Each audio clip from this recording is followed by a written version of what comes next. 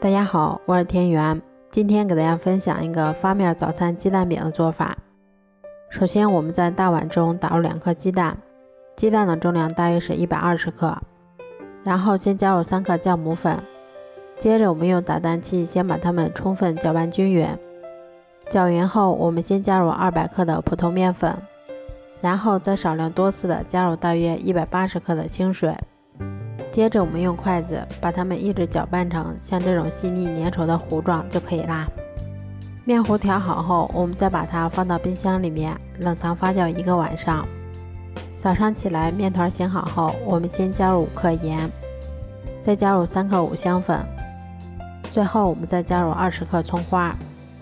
接着我们用筷子把它们充分搅拌均匀的同时排出里面的空气。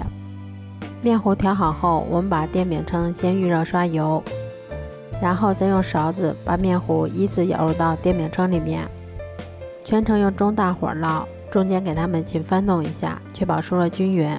最后一直烙至2面金黄后就可以出锅啦。